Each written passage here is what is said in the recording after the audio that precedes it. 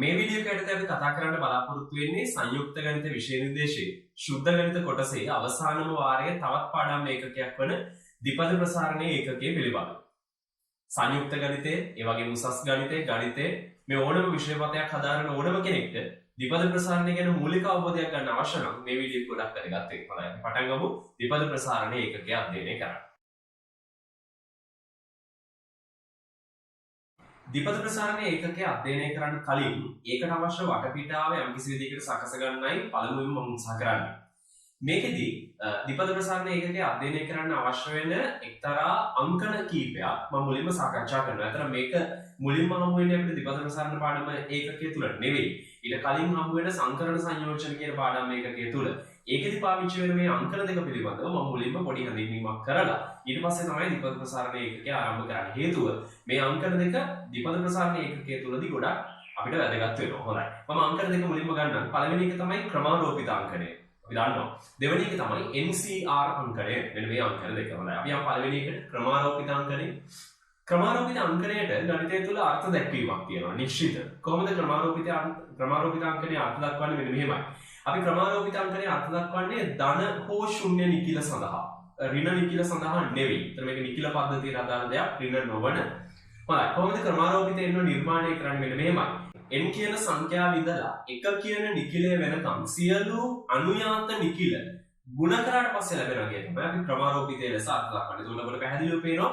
ක්‍රමාරෝපිතය n කියන්නේ n ඊට කලින් තියෙන n ඍණ 1 ඊට කලින් තියෙන n ඍණ 2 ආදී වශයෙන් එක වෙනකම් ගුණ කරන්න ගන්න වෙනවා. මොකද අපි උදාහරණ කීපයක් බලමු. ක්‍රමාරෝපිත 1 1යි. මොකද 1 සිට 1 දක්වා ගුණ කරන්න තියෙන්නේ. එක ඉලක්කමයි ඒක විතරයි. ක්‍රමාරෝපිත 2 2 වැඩි කිරීම 1 උත්තරේ 2යි. ක්‍රමාරෝපිත 3 3 වැඩි කිරීම 2 වැඩි කිරීම 1 උත්තරේ 6යි. ක්‍රමාරෝපිත 4 24යි. ක්‍රමාරෝපිත 5 120යි. ආදී වශයෙන් අපිට දෙකින් දෙකට ලියන්න පුළුවන්. මොකද බොහොම පැහැදිලිව පේනවා. එන්න ක්‍රමාරෝපිත අංකණයේ අගය වේගින් වර්ධනය වෙනවා. හොඳයි. ওই විදිහටම ක්‍රමාරෝපිත බිඳුව කියලා අගයකුත් ගණිතය තුල අර්ථ දක්වලා තියෙනවා. නමුත් හොඳින් තේරුම් ගන්න ක්‍රමාරෝපිත බිඳුව කියන අගය මේ අපි පෙන්නලා තියෙන අර්ථ දැක්වීම තුලින් නිර්මාණය කරන්න බෑ. ඒක වෙනම විශේෂ ක්‍රමයකට අර්ථ දැක්වීමක් ලෙස ඉදිරිපත් කරලා තියෙනවා. ක්‍රමාරෝපිත බිඳුව අගය හරියටම එකක් වන ලෙස.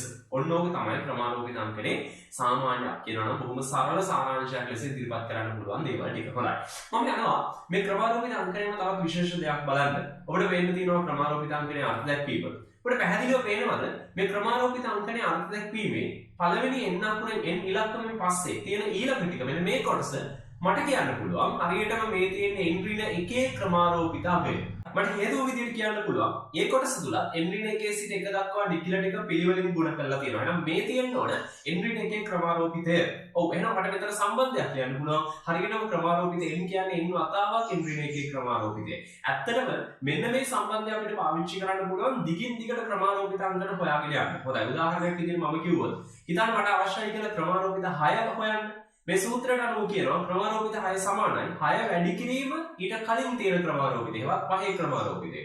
අපි හෙව්වා පහේ ක්‍රමාරෝපිතය ඉස්සෙල්ලා හරියටම ආව 120යි. එහෙනම් 6 වතාවක් 120 720යි. ක්‍රමාරෝපිත 6 අගය 720යි කියලා ගන්න. මේක සූත්‍රයක්. මේකෙන් පුළුවන් ක්‍රමාරෝපිත අංකනේ දිගින් දිගට බොහොම සරලව හොයාගෙන යන්න. මොකද අනුයාත ක්‍රමාරෝපිත අංකන දෙකක් අතර අනුපාතය ඒ අදාළ ඉලක්කවලට සමානයි. හොඳයි. ඒක තමයි අතන මෙතනින් කියවෙන්නේ. හොඳයි. අපි ක්‍රමාරෝපිත අංකනේ ඊළඟට අදහස බලන්න යනවා. මොකද මේකේ අතන කියවෙන්නේ මේක නිකන් ගණනය කිරීමක් පමණයි. නමුත් මේකේ බොහොම වටිනා අදහසක් තියෙනවා ගණිතය තුල. හොඳයි. අපි බලමු. මෙන්න ක්‍රමාරෝපිත අංකනේ අදහස. මොකද්ද? එකිනෙකට වෙනස් ද්‍රව්‍ය n ගණනක් රේඛීයව පිළියෙල කළ හැකි සම්පූර්ණ විධි ගණන තමයි ක්‍රමාරෝපිතයෙන් කියලා අර්ථ දක්වන්නේ. ඒ කියන්නේ අහන්න පුළුවන් මොකද්ද මේකෙන් කියවෙන්නේ මොකද්ද? අපි ගමු උදාහරණයක්. මම මේක උදාහරණයක් තුලින් පැහැදිලි කරන්නම්. හිතන්න මගේ ළඟ තියෙනවා මෙන්න මේ විදිහට එකිනෙකට වෙනස් ද්‍රව්‍ය හතරක්. දැන් මේක වෙනස් කරලා තියෙන වර්ණේ කමක් නැහැ. යම් කිසි විදිහකට වෙනස් වෙච්ච ද්‍රව්‍ය හතරක්. මට මේ හතර රේඛීයව එහෙම නැත්නම් එක පෙළට පෙළ ගස්වන්න අවශ්‍යයි. හොඳයි මම එක පෙළ ගැසීමක් කියන්න. රතු ඊළඟට තැඹිලි ත්‍රිකෝණය ඊළඟට කොළ පාටක ඊළඟට දම් පාටක. ඔන්න එක පිළියෙල කිරීමක්. ඒ කියන්නේ කහන්න පුළුවන් ඔච්චරයිද පිළියෙල කිරීම තියෙන්නේ නෑ. මම තව එකක් ලියුවොත් පළවෙනියට රතු ඊළඟට තැඹිලි ඊළඟට දම් අවසානයේට කොළ. කෙනෙක් කහන්න පුළුවන් ඔච්චරයිද නෑ. ඔබ හිතන්න ওই ත්‍රිකෝණ හතරේ වර්ණ හතරේ ත්‍රිකෝණ හතර මාරු කරමින් මට විවිධාකාර පිළියෙල කිරීම ලියන්න පුළුවන්. කෙනෙක් අහුව මගෙන් කොච්චර තියනවද? හොඳයි අපි සියල්ලම ලියමු. මේ තියෙන්නේ සමස්ත පිළියෙල කිරීම ප්‍රමාණය. කෙනෙක් අහුවොත් මෙතන තියෙන ගාන අපිට ගණන් කරන්න පුළුවන්. මම 6 ගොඩවල් 4කට දක්වලා තියෙනවා. මෙතන තියෙනවා හරියටම 24ක්. ඔබට මතකද ක්‍රමාරෝපිත 4 අගය හරියටම 24යි. මෙන්න මේක තමයි සම්බන්ධය. අපි ක්‍රමාරෝපිතේ මුලින්ම ඉගෙන ගන්න සංකරණ සංයෝජන පාඩමේ පළවෙනිම කොටස විදියට. මොකද්ද? එකිනෙකට වෙනස් ද්‍රව්‍ය n ගාණක් තියෙනවා නම් ඒක පිළියෙල කරන විදි ගාණ තමයි ක්‍රමාරෝපිතෙන් නිර්මාණය වෙන්නේ. නැත්නම් කියවෙන්නේ. ඊළඟට අපි බලන්න යනවා NCR අංකණය ගැන. මේකත් ගණිතය තුළ හම්බ වෙන තවත් විශේෂ අංකණයක්. අපි මේ පාඩමට ගොඩක් වැදගත් වෙනවා. හොඳයි. NCR අංකණය. NCR අංකණය ඔබට පේන්න තියෙනවා මේක n අකුරක් සහ r අකුරක් තියෙනවා. අගයන් දෙකක්, විජ්ජීය පද දෙකක්. ඒතර අපි මේ දෙක හඳුන්වන්නේ සාමාන්‍යයෙන් මේ දෙන්නම ඍණ නොවන නිකිල සඳහා. එහෙම නැත්නම් ඍණ නොවන නිකිල ලෙස. ඒ වගේමයි තවත් විශේෂ දෙයක් තියෙනවා. මේකේ r කියනගේ n ට වඩා කුඩා හෝ සමානයි. මෙන්න මේ අවස්ථාවට විතරයි අපි NCR අංකයක් අර්ථ දක්වන්නේ. හොඳයි. අපි යමු NCR ගේ අර්ථ දැක්වීමට. මෙන්න. NCR අංකණය හදන්නේ කොහොමද? මුලින්ම අර උඩම තියෙන n කියන ඉලක්කමේ ක්‍රමාරෝපිතාගේ ගන්නවා. ඊට පස්සේ ඒක බෙදනවා යට තියෙන ඉලක්කමේ ක්‍රමාරෝපිත අගයෙන් සහ ඒ අගයන් දෙක අතර අන්තරයේ ක්‍රමාරෝපිත අගය. ඒවත් n ඍණ r ගේ ක්‍රමාරෝපිත අගය. බොහොම පැහැදිලි. එතකොට මෙන්න මේක තමයි NCR අංකණය නිර්මාණය කරගන්න සූත්‍රය බවට පත් වෙන්නේ. හොඳයි අපි මුලින්ම උදාහරණයක් බලමු. හිතන්න මට අවශ්‍යයි 5c3 කියන අගය හොයන්න. ඒතර අපි බලමු මේ අර්ථ දැක්වීමට දාලා මේක. මුලින්ම එනවා උඩ තියෙන ඉලක්කම 5 ක්‍රමාරෝපිතය. යට තියෙනවා 3 ක්‍රමාරෝපිතය සහ 5 ඍණ 3 ක්‍රමාරෝපිතය. අපි දන්නවා 5 ඍණ 3 ක්‍රමාරෝපිතය 2යි. ඒ කියන්නේ දෙකේ ක්‍රමාරෝපිතයයි. හොඳයි මම දැන් මේ සියලු ක්‍රමාරෝපිත ප්‍රසාරණය කරනවා. 5 ක්‍රමාරෝපිතේ 5 වැඩි කිරීම 4 වැඩි කිරීම ආදී වශයෙන්. එතකොට පේනවා උඩ යට සාධක කීපයක් කැපෙනවා. මෙන්න මේ කොටස් දෙක. අවසානයේ උඩේ ඉන්නේ 20යි යට ඉන්නේ 2යි. අවසාන පිළිතුර 10යි. එහෙනම් ඇත්තටම 5c3 කියන අගය කීයද? හරියටම අගයෙන් ගත්තොත් 10යි. හොඳයි. ඔන්න NCR අංකණය නිර්මාණය කරන විදිය NCR අංකණය හොයන හැටි. හොඳයි. අපි ඊළඟට NCR අංකණයේ අදහස බලමු. අර ඉස්සෙල්ලා කිව්ව විදියට. මේවට ගණිතය තුළ තියෙනවා බොහොම විශේෂ වෙච්ච අදහසක්. හොඳයි. පටන් ගමු. එකිනෙකට වෙනස් ද්‍රව්‍ය n ගණනකින් r ගණනක් තෝරාගත හැකි වෙනස් විදි ගණන තමයි අපි NCR කියලා අර්ථ දක්වන්නේ. එකකින් කියවෙන්නේ. හොඳයි. ඕකත් අපි උදාහරණයකට යමු. මේවා වාක්‍යෙම අදහස් වුණාට මේවායි අදහස පෙන්වන්න උදාහරණ තමයි ඇත්තටම බොහොම ප්‍රයෝජනවත් වෙන්නේ. වාක්‍යෙම අදහසෙන් එකපාරට තමන්ගේ හිතට මේක ගැන අදහසක් යන්නේ නැහැ. හොඳයි. අපි යමු උදාහරණයකට. මම ගන්නවා එකිනෙකට වෙනස් ද්‍රව්‍ය පහක්. අර ඉස්සෙල්ල විදියට මම ත්‍රිකෝණ පහක් අරන් තියෙනවා වෙනස් වර්ණ පහකින්. හොඳයි. හිතන්න මට මේකෙන් ත්‍රිකෝණ තුනක් තෝරලා ගන්න අවශ්‍යයි කියලා. මම මුලින්ම ගන්නවා ත්‍රිකෝණ තුනක් මොනවාද? රතු, තැඹිලි සහ කොළ. මේ ත්‍රිකෝණ තුන මම වෙන් කරලා ගන්නවා. මෙන්න මගේ එක තේරීමක්. පහයි ත්‍රිකෝණ පහෙන් ත්‍රිකෝණ තුනක් මම වෙන් කරා. දැන් කෙනෙක් අහන්න පුළුවන් ඔච්චරයිද වෙන් කරන්න පුළුවන් ත්‍රිකෝණ ආකාරයේදී නෑ. මට තවත් ආකාර වෙන් කරන්න පුළුවන්. හිතන්න මට පුළුවන් දැන් මෙතනින් රතු, තැඹිලි සහ දම් කියන ත්‍රිකෝණ තුන වෙන් කරලා ගන්න. ඔන්න තවත් ආකාරයක්. දැන් තව කෙනෙක් අහන්න පුළුවන් ඔච්චරද නේ? ඔයාලට පුළුවන් තව විදි වලට මේක වෙන් කරන්න. රතු, තැඹිලි සහ ඊට පස්සේ අපිට පුළුවන් නිල් පාට ත්‍රිකෝණය ගන්න. ඊට පස්සේ පුළුවන් තැඹිලි, දම් සහ නිල් පාට ත්‍රිකෝණය ගන්න. මේ ආදි වශයෙන් මම අහනවා කොච්චරක් ඒ වගේ එකිනෙකට වෙනස් තේරීම් තියෙන්න පුළුවන්. අපි සියල්ලම ලියමු. ඔබට පැහැදිලිව පේනවා මෙන්න මේ ටික තමයි ලියන්න පුළුවන්. එහෙම නැත්නම් තෝරන්න පුළුවන් සියලුම එකිනෙකට වෙනස් තේරීම් ගන්න. මෙතන හරියටම ගණන් කරලා තියෙනවා 10ක්. ඔබට මතකද අපි කලින් 5c3 අගේ හෙව්වා. එකිනෙකට වෙනස් ද්‍රව්‍ය පහකින් තුනක් තේරිය හැකි විදි ගන්න 5c3යි. මතකද දැන් ටිකකට කලින් අපි 5c3 අගේ හෙව්වා හරියටම 10ක්. එහෙනම් ඇත්තටම ඔබට පේන්න ඕන මෙතනින් කියවෙන්නේ මෙන්න මේ අදහස. එහෙනම් එකිනෙකට වෙනස් ද්‍රව්‍ය යම්කිසි ප්‍රමාණයකින් ඊට අදාළ ඊට වඩා අඩු ද්‍රව්‍ය ප්‍රමාණයක් වෙන් කරලා ගන්න පුළුවන් එකිනෙකට වෙනස් විදි ගන්න තමයි මේ NCR අංකණයෙන් කියවෙන්නේ. හොඳයි. මම මේ දුන්නේ ක්‍රමාරෝපිත අංකණය සහ NCR අංකණය ගැන මූලික අදහසක්. මේක තවත් ගැඹුරින් අධ්‍යයනය කරන්න පුළුවන්, විශ්ලේෂණය කරන්න පුළුවන්. නමුත් මේ අදහස ප්‍රමාණවත් අපිට දෙපද ප්‍රසාරණ ඒකකයට ගමන් කරන්න. හොඳයි. මේ NCR අංකණයේ තියෙන තවත් විශේෂ සම්බන්ධ දෙක තුනක් අපි මුලින්ම බලනවා. ඒකෙන් පස්සේ අපි දෙපද ප්‍රසාරණ ඒකකය ආරම්භ කරනවා. හොඳයි.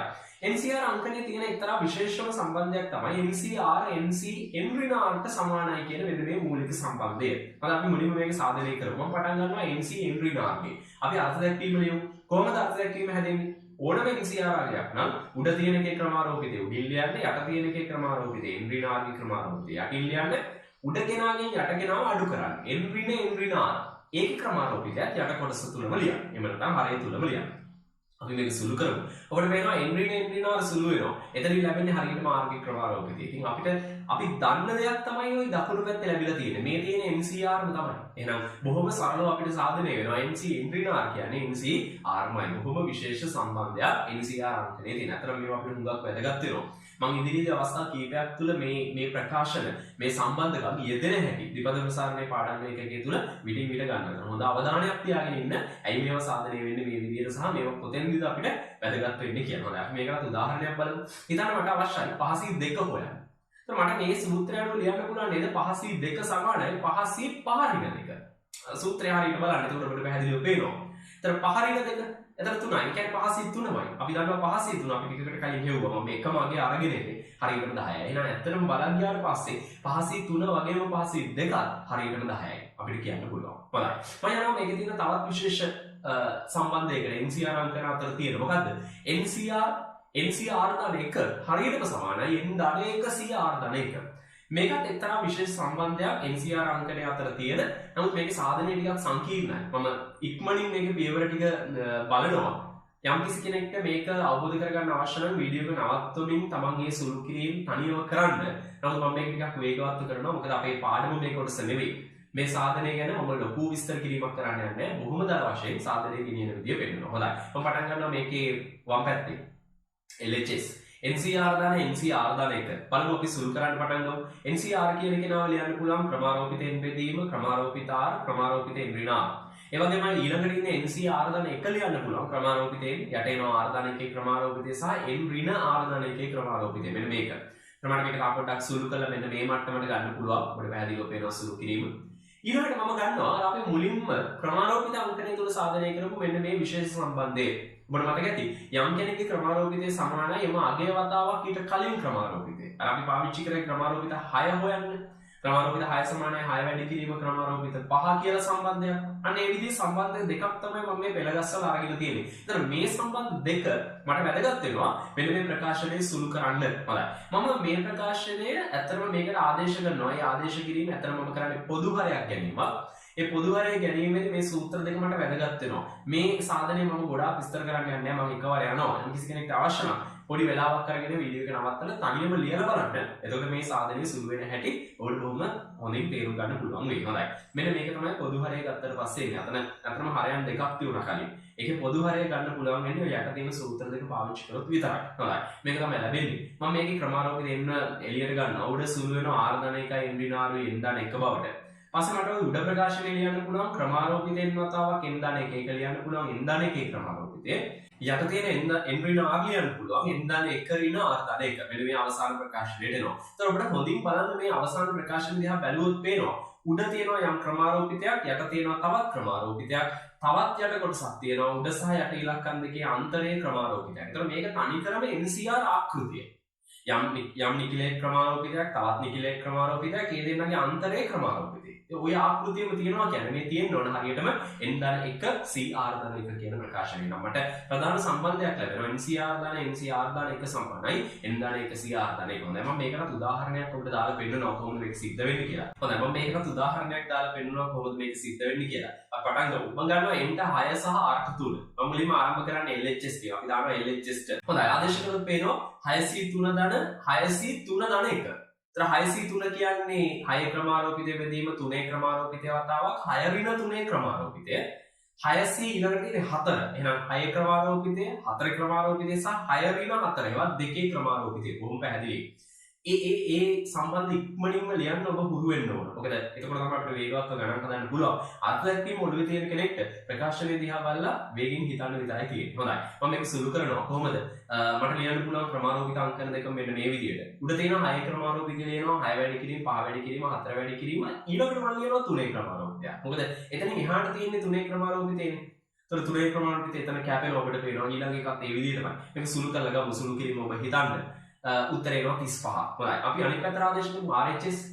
ඔබ බලන්න සූත්‍රය දිහා n ධන 1 c r ධන 1. n 6යි නම් එතන 6 ධන 1 c r ධන 1 r 3යි නම් 3 ධන 1. එහෙනම් මේ තියෙන්නේ අතරම 7c4.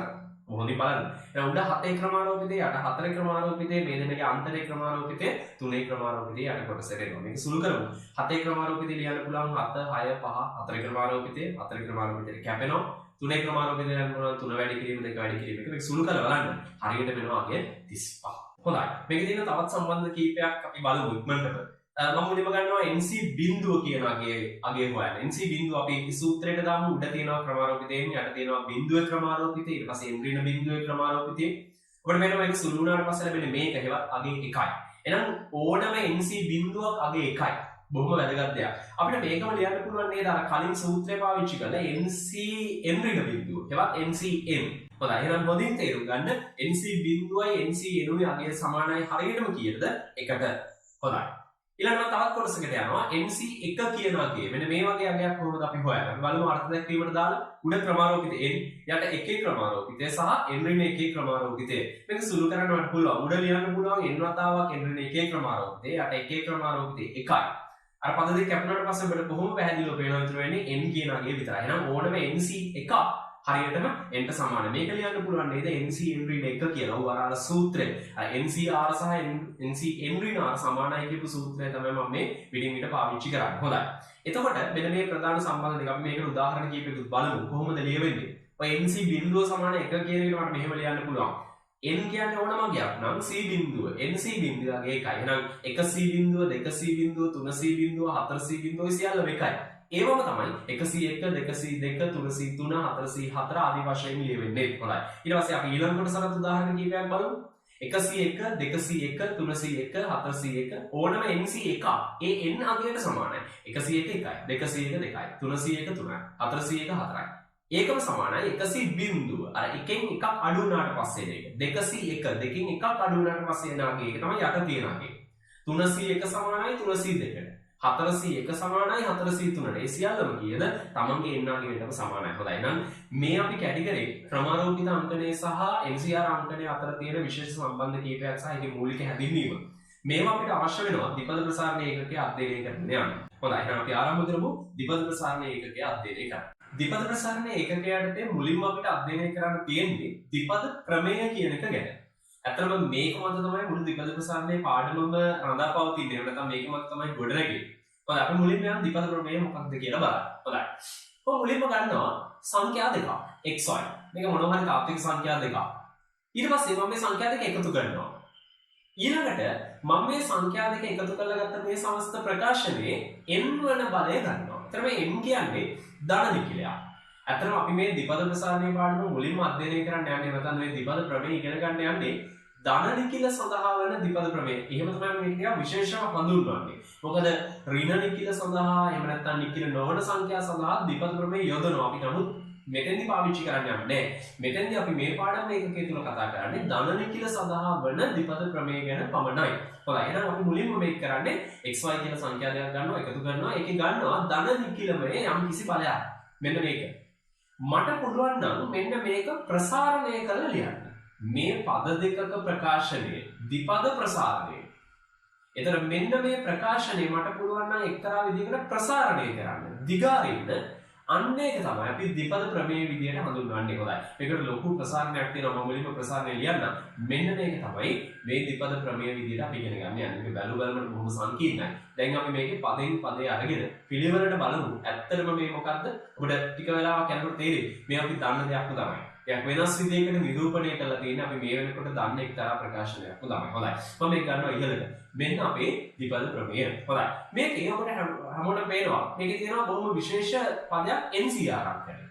ඔබට මතකද? දැන් අපි ටිකකට කලින් NCR අංකණය ගැන කිව්වා. එතන අන්න ඒක කිව්වේ මෙන්න මෙතෙන්ට අවශ්‍ය වෙන නිසා අපිට බොහොම පැහැදිලිව පේනවා මුළු ද්විපද ප්‍රමේය පුරාම තියෙනවා NCR අංකණය විවිධාකාර ආකාරයක්. NCR අංකණය වැදගත්කම අපිට මෙතෙන්දී එනවා. හොඳයි. අපි NCR අංකණය මොකක්ද කියන එක පැත්තකින් ලියලා තියෙන සාමාන්‍ය ද්විපද ප්‍රමේය ලියනකොට NCR සමානයි ක්‍රමාරෝපිතෙන් ආදි වශයෙන් ඉස්සරහට ලියාගෙන යනවා. අපි දීම ක්‍රමාරෝපිත ආදි වශයෙන්. R කියන්නේ බිඳුව සහ n අතර වෙන ඒ දෙකට සමාන වෙන්න පුළුවන් එක්තරා අගයක් නිකිලා අගයක්. පැහැදිලි. හොඳයි.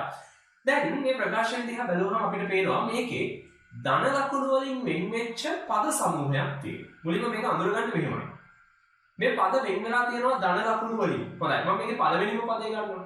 අපි මේක හඳුන්වනවා පළමු පදය කියලා ප්‍රසාරණය. ඊළඟ එක දෙවන පදය. ඊළඟ එක තුන්වෙනි පදය. ආදි වශයෙන්. එතකොට අපිට පේනවද? මම තුන්වෙනි පදයෙන් පස්සේ තිත්තිරිකයි නැත්නම් තිත් ටිකක් දාලා ඊට පස්සේ වෙනම ලියලා තියෙන්නේ NCR කියලා තියෙන පදයක්. එක්තරා විදිහට. මම ගන්න මේ පදයක්. මෙන්න මේ පදය. දැන් මගේ ප්‍රශ්නේ තමයි මේ කීවන පදය. කොහොමද අපි ඒක හොයාගන්නේ? මම අපි බලමු මේකේ තියෙන රටාව. NC බිඳුව තියෙන්නේ පළවෙනි පදේ. NC බිඳුව තියෙන්නේ පළවෙනි පදේ. NC එක තියෙන්නේ දෙවන පදේ. NC දෙක තියෙන්නේ තුන්වෙනි පදේ. ඔබට රටාවක් පේන්න ඕන. NCR අංකනේ යට තියෙන R කියන එක්කෙනාට වඩා එකක් වැඩි තමන්ගේ පදේ අංකය. එහෙනම් මෙතන තියෙන NCR නම් මේ කීවන පදේ විය යුතුයිද? මේක R ධන 1 වන පදේ විය යුතුයි. මේක තියෙනවා ඊළඟට තවත් පදයක් NC N ඍණ 1 කියන පදේ සහිත. එතනින් ආරම්භ වෙන පදයක්. ඒතර අර විදිහට හිතුවොත් මේක කීවන පදේද කියලා. යට තියෙන N ඍණ 1 එකක් එකතු කරන්න. එහෙනම් මේ N වන පදේ වෙන්න ඕනේ. දැන් අවසාන පදේ තවත් එකක් තියෙනවා. ඒක NC N කියලා පටන් ගන්නෙ. එහෙනම් යට තියෙන N එකක් එකතු කරන්න මේ N ධන 1 වන පදේ වෙන්න ඕනේ. එහෙනම් බොහොම විශේෂම කරුණක් පළවෙනිම කරුණ විදිහට අපිට ද්විපද ප්‍රමේය තුලින් එනවා. මොකක්ද? n වන බලය සහිත ද්විපද ප්‍රමේය ද්විපද ප්‍රසාරණය තුල හරියටම තියෙනවා පද n ධන 1ක්. පළවෙනි බොහොම වැදගත්ම කරුණ.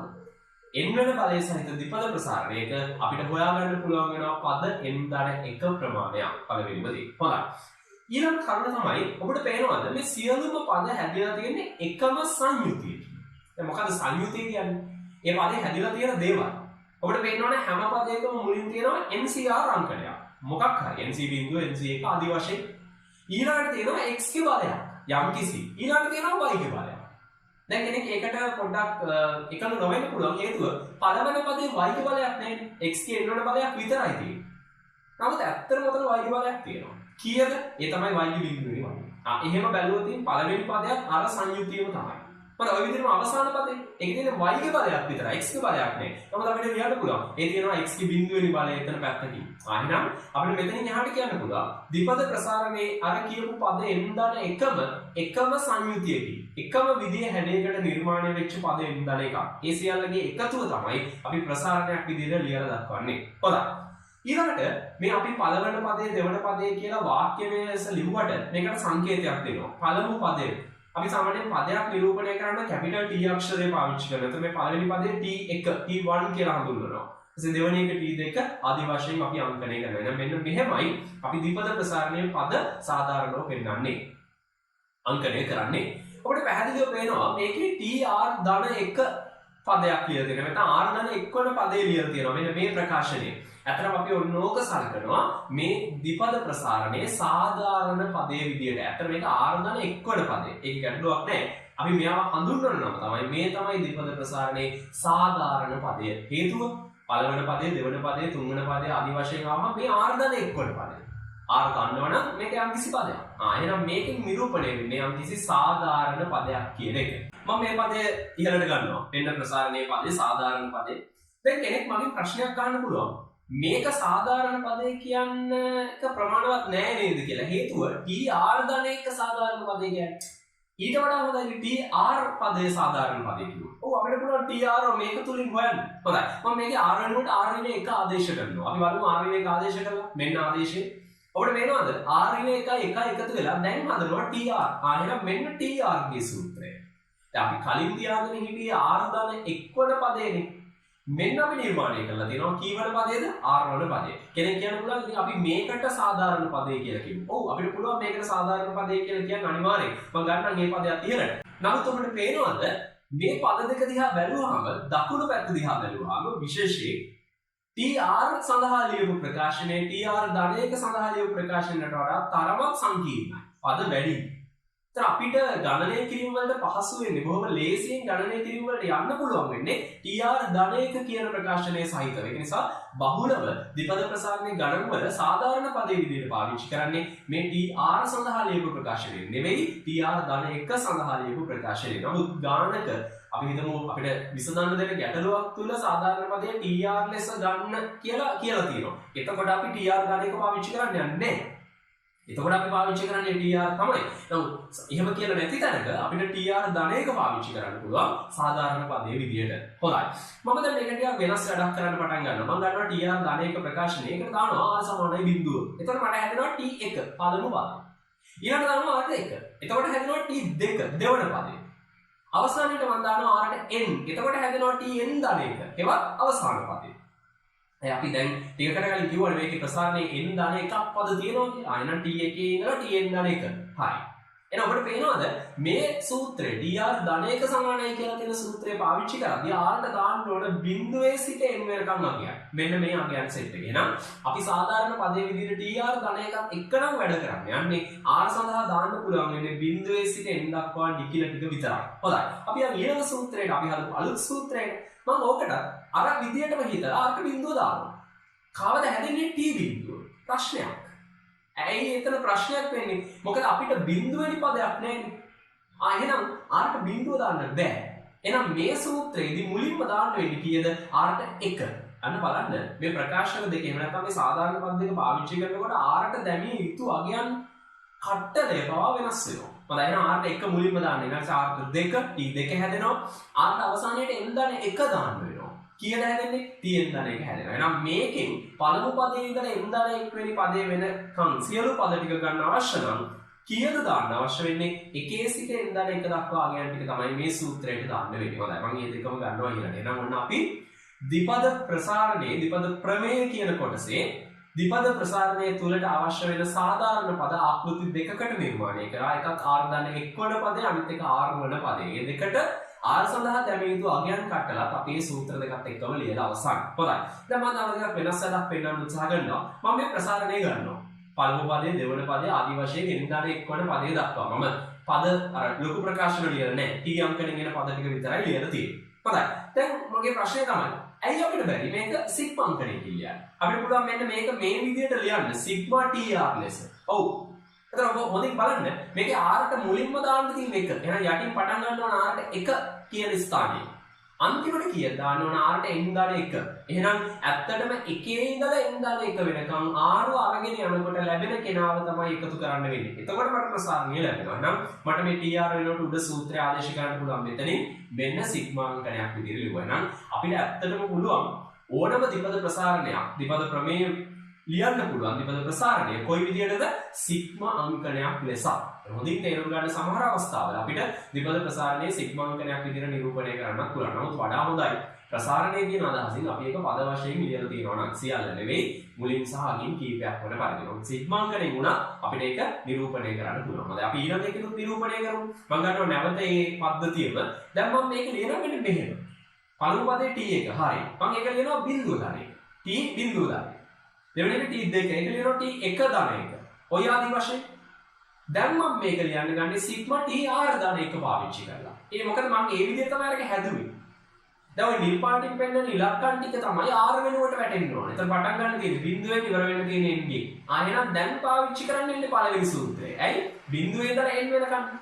එහෙනම් tr දාන එකට අන්නේ සූත්‍රය දානවා. එහෙනම් අපිට විදි දෙකකට ලියන්න පුළුවන් සිග්මා අංකණයෙන් අදාළ ද්විපද ප්‍රසාරණය. මේ විදි දෙකේදී සිග්මා අංකණය පටන් ගන්න සහ ඉවර වෙන තැන් වෙනස් වෙනවා. ඕක පටල ගන්න එපා. ගොඩක් අය ද්විපද ප්‍රසාරණයේ සිග්මා අංකණය ලියද්දී පාවිච්චි කරන කෙනා ගැන හිතන්නේ නැතුව r සඳහා දාන්න ඕන ආරම්භක සහ අවසාන අගයන් දෙක පටල ගන්න අවස්ථා බහුලව තියෙනවා. ඒ නිසා හොඳින් අවබෝධ කරගන්න ඇයි එහෙම අගයන් දෙකක් දැම්මේ. හොඳයි. අපි යනවා ඊළඟ කොටසට. දැන් ඔබට පේන්න තියෙනවා මේ ප්‍රසාරණයේ ඇත්තටම කිව්වොතින් අපි කිව්වා ධන ලකුණු වලින් වෙන වෙච්ච පද ගණනාවක් තියෙනවා. මේ පද ගණනාව තුල හැම එකෙම තියෙනවා ඉදිරියේ සංගුණකයක්. අපි මේවට කියනවා සංගුණක කියලා. ඒ තමයි NCR අගයන්. එතන මෙන්න මේ කට්ටලය මේවා අපි හඳුන්වනවා ද්විපද ප්‍රසාරණය තුල අයත් වන ද්විපද සංගුණක විදියට. ඒතර අපි ඇත්තටම ද්විපද සංගුණක කියන්නේ මේ හැම පදයකම ඉදිරියේ ඉන්න අර NCR අංකන අගයන් වලට අන්න ඒවා අපි හඳුන්වනවා ද්විපද සංගුණක විදියට. හොඳයි. ඒක තවත් එක්තරා විශේෂ සිද්ධාන්ත කොටසක්. හොඳයි. මේ තමයි NCR අගය නිරූපණය කරනදී අපි කලින් බලලා තියෙනවා. මෙන්න NCR හදන හැටි. හොඳයි. මම ගන්නවා ආයිත් මේ ප්‍රසාරණයම දැන් මම අර සාධාරණ පදේ අයින් කරලා ආරම්භයේ පද 3ක් සහ අවසානයේ පද 2ක් වන විදියට ප්‍රසාරණය ලියලා තියෙනවා. බොහොම පැහැදිලි. දැන් කෙනෙක් මගෙන් අහන්න පුළුවන් බොහොම වැදගත් ප්‍රශ්නයක් තමයි මේක. ඇයි මේ ප්‍රසාරණය ලියද්දී NC බිඳුව කියන එකත් එක්ක x ගේ n වෙනි බලෙන් පටන් ගත්තේ? ඇයි එතන y ගේ n වෙනි බලෙන් පටන් ගන්න බැරි? මොකද xy කියන කෙනාගෙන් කවුද මුලින්ම n වෙනි බලය දාලා පටන් ගන්න කියන එක කෙනෙක් මගෙන් අහන්න පුළුවන්. කොහොමද අපි තීරණය කරන්නේ? ඒක මොකක් තුලින්ද අපි හිතන්නේ? ඇත්තටම එහෙම දෙයක් නෑ. දැන් මම පටන් ගන්න තියෙන x ගේ n වෙනි බලෙන් තමයි. ඔව්. මට ඕන නම් ඕක y ගේ n වෙනි බලෙන් පටන් ගන්නත් පුළුවන්. මෙන්න මේ විදියට. දැන් කෙනෙක් තියෙන ගැටලුව තමයි එතකොට මේ දෙකම හරිනම් මේ දෙක සමාන වෙන්න බෑ. ඇත්තට මේ දෙක සමානයි. බැලු බැලමට නම් එහෙම සමානතාවයක් පේන්නේ නැහැ. පොද අපි බලමු සමාන වෙනවද කියලා. පළවෙනි එකේ අන්තිම පදේ දෙවෙනි එකේ පළවෙනි පදේ ගන්නවා. ඔබට පේනවා ඇති මේ පද දෙක තුල තමයි y ගේ බලය n ලෙස පවතින්නේ. වෙන කිසිම පදයක y ගේ n වෙනි බලයක් නැහැ. මේ පද දෙක සමාන වෙන්න එපා. මේ ප්‍රකාශන දෙක සමාන වෙනවා නම් එහෙනම් මේ දෙන්නගේ සංගුණක සමාන වෙන්න ඕනේ. ඒවත් NC බිඳුව NC ට සමාන වෙන්න ඕනේ. අපි ගන්නවා. NC බිඳුවත් එකයි NC නුත් එකයි. ඔබට මතක නම්. පොද අපි තවත් එකක් බලමු. පළවෙනි ප්‍රකාශනයේ අන්තිමයට කලින් පදයක් දෙවෙනි එකේ දෙවෙනි පදයක් මම ගන්නවා. ඒ දෙකේම x ගේ බලය 1යි y ගේ බලය n ඍණ 1. එච්චරයි. ඒ සංයුක්තිය තියෙන වෙන කිසිම පදයක් නෑ. එහෙනම් මේ දෙන්නගේ සංගුණක සමාන වෙන්නත් ඕනේ. එහෙනම් NC1 සමාන වෙන්න ඕන NC n ඍණ 1ට. ඔබට පේනවද මේ නිර්මාණය වේගෙන යන පද්ධතිය? මේ තමයි අපි මෙන්න මේ සාධනය කරපු සූත්‍රය. ඔබට මතකයි මම අර NCR අංගන කතා කරනකොට සාකච්ඡා කරනකොට විශේෂ සූත්‍ර වර්ග දෙකක් සාධනය කරා. එකක් NCR සමානයි NC n ඍණ මේ තියෙනන්නේ සූත්‍රය. ඒතර ඔබට තේරෙන්න ඕන ඒ සූත්‍රය තුලින් තමයි අපිට මොන අතට ප්‍රසාරණය ලියුවත් මේ දෙක සමානයි කියන එක කියවෙන්නේ. නම් ඇත්තටම NCR අංකන NC බිඳුව NCN ට සමානයි, NC1 NCN ඍණ 1ට සමානයි ආදී වශයෙන් සියලුම NCR අංකන එකිනෙකට තමන්ගේ අනුරූප අනිත් කෙනාට සමාන වෙනවා. එහෙනම් අන්න ඒක තමයි ද්විපද ප්‍රසාරණය මේ විදිහට ලියන එකෙන් අපිට පැහැදිලි වෙන්නේ. හොඳයි. ඒ වගේම මේ ප්‍රසාරණයන් දෙකකින් අපි ඕනම එකක් ගත්තොත් මේකේ තියෙනවා තවත් විශේෂම ලක්ෂණයක් මට මුලින් කියන්න බැරි වෙච්ච මොකක්ද? ඔබට පේනවද? පදෙන් පදේ ඉස්සරහට යනකොට x ගේ බලය අඩු වෙනවා, y ගේ බලය වැඩි වෙනවා. පළවෙනි එකේ වෙන්නේ ඒක. දෙවෙනි එක ගත්තොත් y ගේ බලය ක්‍රමක්‍රමයෙන් අඩු වෙනවා එක ගානේ, x ගේ බලය ක්‍රමක්‍රමයෙන් එක ගානේ වැඩි වෙනවා. අපි ගමු පළවෙනි එක. එතන පළවෙනි ප්‍රකාශනයේ ලියලා තියෙන්නේ ප්‍රසාරණයේ ලියලා තියෙන්නේ x ගේ බලය ක්‍රමක්‍රමයෙන් අඩු වෙන පරිදි. එහෙනම් අපි කියනවා x ගේ බලය අවරෝහණය වන පරිදි. ඒ වගේමයි දෙවෙනි ප්‍රකාශනයේ ලියලා තියෙන්නේ x ගේ බලය ආරෝහණය වන පරිදි. ඒ ක්‍රමක්‍රමයෙන් x ගේ බලය වැඩි වෙනවා. එතන අපිට ගානක් තුල කිව්වොත් මෙන්න මේ ද්විපද ප්‍රසාරණය ලියන්න x ගේ බලය ආරෝහණය වන පරිදි කියලා අපිට ওই දෙවෙනි ක්‍රමය පාවිච්චි කරන්න වෙනවා. එතෙන්දී y ගේ වැඩිම බලයෙන් පටන් ගන්න y ගේ බලය එක ගානේ අඩු වෙනවා, x ගේ බලය එක ගානේ වැඩි වෙනවා. ඒක ද්විපද ප්‍රසාරණය තුල ලියවෙන එක්තරා විශේෂම රටාවක්. හොඳයි. ඒ වගේම තවත් විශේෂ දෙයක් මෙතෙන්දී පැහැදිලි කරන්න ඕනේ. ඒ මොකක්ද? මේ ඕනම ප්‍රසාරණයක අපි ගමු පළවෙනි ප්‍රසාරණයේ ඕනම පදයක අඩංගු වෙන x ගේ බලයත් y ගේ බලයත් එකතු කරාම ඒක හරියටම n ට සමානයි. දැන් අපි ගමු පළවෙනි පදයේ ඒකේ තියෙන x ගේ n වෙනි බලය. y ගේ බලය, එතන y ගේ බලයක් නැහැ. ඒකේ බලය බිඳුවයි. x ගේ බලය n, y ගේ බලය බිඳුවයි. n ගන්න බිඳුව n. හරි අපි යමු ඊළඟ පදයට. x ගේ n ඍණ 1, y ගේ 1. n ඍණ 1 එකතු කරාට පස්සේ හරියටම n. ඊළඟ පදයට යමු n ඍණ 2, x ගේ බලය, y ගේ බලය 2. n ඍණ 2යි 2යි. හරියටම එකතු කරාම n. එනම බලන්න ඕනම ප්‍රසාරණයක ඕනම ද්විපද ප්‍රසාරණයක x සහ y ගේ වෙන වෙනම බල දෙකේ එකතුව හැම පදයකම ඒ ප්‍රසාරණයේ n වන බලයට සමානයි. ඒක ද්විපද ප්‍රසාරණය තුල අලංගු වෙන තවත් විශේෂ දෙයක්. හොඳයි. එහෙනම් මට කියන්න පුළුවන් අපිට අවශ්‍ය වෙන්නේ x ගේ බලය ආරෝහණය හෝ අවරෝහණය වන පිළිවෙලට ලියන්න. ඒ අවස්ථා දෙකේදී මෙන්න මේ ද්විපද ප්‍රමේය ප්‍රකාශන දෙක දෙයකට ලියපු ප්‍රකාශන දෙක අදාළ තැනදී අනුරූප ලෙස පාවිච්චි කරන්න පුළුවන්. හොඳයි. ඒත් අපි මේ වෙනකොට කතා කරේ ද්විපද ප්‍රමේය නැත්නම් ද්විපද ප්‍රසාරණය තුල අඩංගු වෙච්ච විවිධාකාර විශේෂ දේවල්. ඒත් ඇත්තටම බැලුවොත් යම්කිසි සංඛ්‍යා දෙකක එකතුවේ මොකක් හරි ධන නිකිලමය බලයක් ගත්තාම ඒක ප්‍රසාරණය කරලා ලියන්න පුළුවන් එක්තරා ක්‍රමයක් තියෙනවා. ඒක තමයි අපි ද්විපද ප්‍රමේය කියලා හඳුන්වන්නේ. එතන ඒකේ පද අඩංගු වෙනවා n වෙනි බලයට අදාළව නම් පද n දාන එක ප්‍රමාණයක්. ඒ පද හැම එකෙම තියෙන එකම සංයුතිය, හැම එකම හැදිලා තියෙන ආරම්භයේ NCR අංකණයකින් සහ x ගේ යම්කිසි බලයකින් සහ y ගේ යම්කිසි බලයකින්. NCR අංගයන් වලට අපි කියනවා ද්විපද සංගුණක කියලා. අර බලයන් දෙක එකක් අවරෝහණය වෙනකොට එකක් ආරෝහණය වෙන පරිදි තමයි නිර්මාණය වෙලා තියෙන්නේ. මේ තමයි ද්විපද ප්‍රසාරණය ද්විපද ප්‍රමේයේ සාමාන්‍ය සාරාංශය. හොඳයි. මම ගන්නවා නැවත වතාවක් මේ ද්විපද ප්‍රමේය. ඔබට පැහැදිලිව පේනවා මේ ද්විපද ප්‍රමේය හදලා තියෙන්නේ n සඳහා ධන නිකිල යෙදිය හැකි වන පරිදි. එහෙනම් මට n සඳහා ධන නිකිල කීපයක් දාලා මේකේ අවස්ථා කීපයක් බලන්න පුළුවන්. හොඳයි මම පටන් ගන්නවා කියලා හිතන්න n ට දාන්න n සමානයි 1 මුලින්ම. හොඳයි අපි දාමු n ට 1. මම ගන්නවා මේකේ පළවෙනි පැත්ත එහෙම නැත්නම් වම් පැත්ත තුලින් එන්නේ x දාන y ගේ පළවෙනි බලය. අනිත් පැත්ත තුලින් සමාන කියලා මට ලියන්න පුළුවන්. කොහොමද පළවෙනි පදේ මම ආදේශ කරනවා n 1යි. 1c බිඳුව x ගේ 1. බොහොම පැහැදිලි. හරි දෙවෙනි පදේ 1c 1 x ගේ 1 ඍණ 1 සහ y ගේ 1. ඒ y එක පදයකට තියෙන්නේ. හරි අපි දානවා ඊළඟ පදේ. මම ඊළඟ පදයට දාන්න කලින් ඊළඟ පදයේ ද්විපද සංගුණකයේ දිහා බලනවා. ඊළඟ පදේ තියෙන mc2.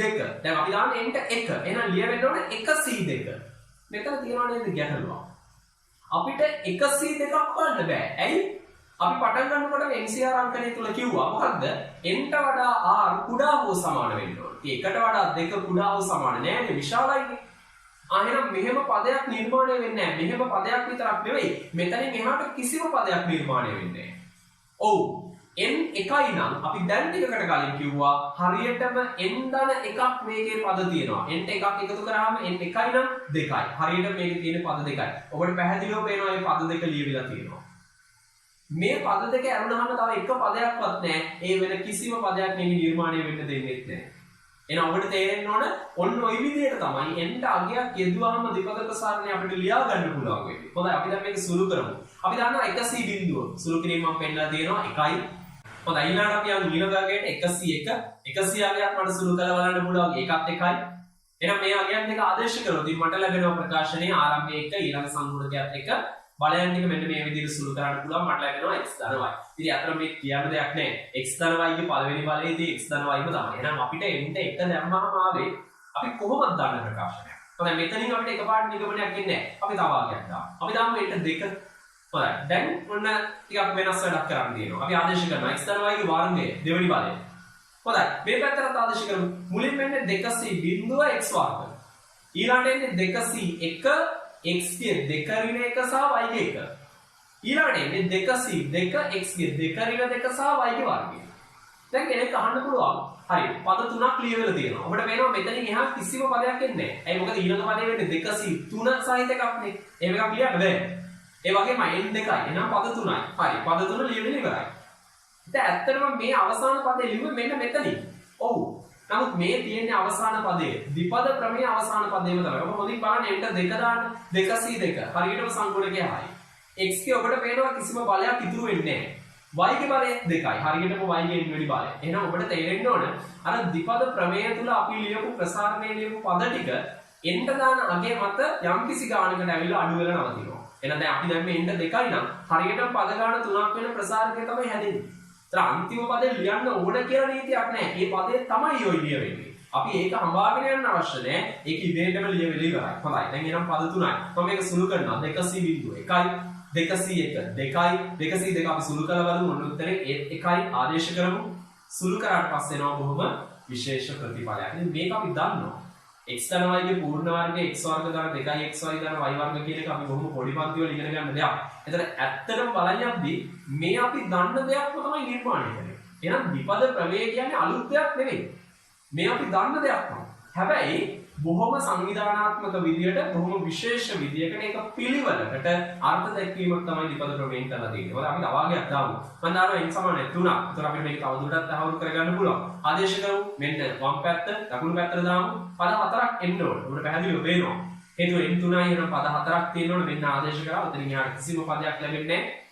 අපි සංගුණක ටික හොයමු. ද්විපද සංගුණක 3c බිඳුව 1යි 3c1 3යි.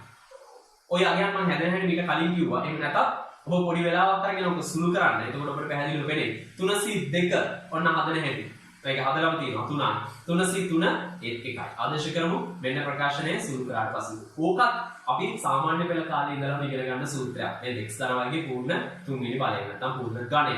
x ගණය ධන 3x වර්ග y 3x y වර්ග ධන y ගණය. ඔන්න ප්‍රකාශනය. ඉතින් ඇත්තටම ද්විපද ප්‍රමේය කියන්නේ අලුත් දෙයක් නෙවෙයි. හොඳින් තේරුම් ගන්න. මේ අපි දන්න දෙයක්මයි. නමුත් ටිකක් වෙනස් විදිහකට නිරූපණය කරලා තියෙනවා. ඒ සියලුම ප්‍රසාරණයන් තනි සූත්‍රයක් තුල. අන්න ඒක තමයි ද්විපද ප්‍රමේය කියලා කියන්නේ. හොඳයි.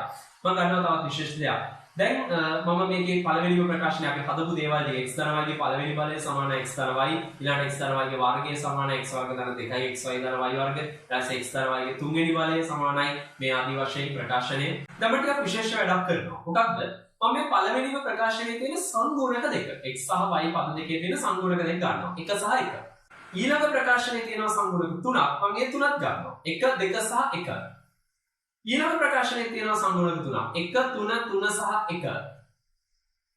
අපිට තේරෙනවා මේ නිර්මාණය වෙන්නේ මොකක්ද කියලා. මම මේකේ උඩටම දානවා තව එකේ ඉලක්කම. අපි මේකට කියනවා එක්තරා විශේෂ නමක් ගණිතය තුල. මොකක්ද? මේ තමයි පැස්කල් ත්‍රිකෝණය. ඒත් අතර බැලුවොත් ද්විපද ප්‍රමේය තුලින් විවිධාකාර එන්ට අගයන් දවමින් අපි හදන ප්‍රසාරණයන්ගේ සියලු සංගුණ ටික අපි එක චිත්‍රයකට පෙළ ගැස්සුවොත් අපි ඒකට තමයි පැස්කල් ත්‍රිකෝණය කියන්නේ. ගණිතයේ තියෙන බොහොම විශේෂ සංඛ්‍යා සමූහයක්, සංඛ්‍යා කට්ටලයක්, සංඛ්‍යා කුලකයක්. හොඳයි. මම පොඩි වෙලාවක් ගන්නවා පැස්කල් ත්‍රිකෝණය ගැන යම්කිසි දෙයක් කියන්න, හඳුන්වන්න. මම ගන්නවා පැස්කල් ත්‍රිකෝණය මෙන්න. මේ පැස්කල් ත්‍රිකෝණයේ හැදෙන විදිය කොහොමද ඔක දිගින් දිගට හදන්නේ කියන එක. ඒකට එක්තරා විශේෂ ක්‍රමයක් තියෙනවා. අපි බලමු. මුලින්ම කරන්නේ ඊළඟ පේළියේ දෙකලවරින් දාගන්නවා එකේ ඉලක්කම් දෙකක්. ඊළඟට වැදගත්ම වෙන දේ තමයි යම් පේළියක අංක ලියවෙන්නේ ඊට උඩින් පේළියේ අංක දෙකකට අතරමැදි ප්‍රදේශය තුල. එතකොට මේකේ 1 සහ 3 කියන ඉලක්කම් දෙකට අතරමැදි ප්‍රදේශයෙන් තමයි තව අංකයක් ලියවෙන්න ඕනේ ඊළඟ පේළියේ. කොහොමද හදන්නේ? බොහොම සරලයි. මේ උඩ තියෙන ඉලක්කම් දෙක එකතු කරාම එන අගේ තමයි අර පල්ලෙහාගේ විදිහට එන්නේ. 1යි 3යි එකතු කරාම 4යි. ඊළඟට 3යි 3යි එකතු කරාම 6යි. ඒක දෙනින් ලියනවා. ඊළඟට 3යි 1යි එකතු කරාම 4යි. ඔය ආදී වශයෙන් අපි තාපේලියක් ලියමු. දෙකලවලින් දානවා. ඒකේ ඉලක්කම් දෙකක් 1යි 4යි 5යි 4යි 6යි 10යි ආයි 6යි 4යි 10යි 4යි 1යි 5යි. හොඳයි. මම දැන් තවත් විශේෂ වැඩක් කරන්න යනවා. මම මේකේ ආරම්භකයටම ගත්ත කොටස ගන්නවා. පළවෙනි පේලි 4 විතරක්. මෙන්න මේ කොටස. ඔබට මතක ඇති මෙන්න මේ පේලියට මම ගත්ත 1 සහ 1 නිර්මාණය වුණේ කොහෙන්ද කියලා.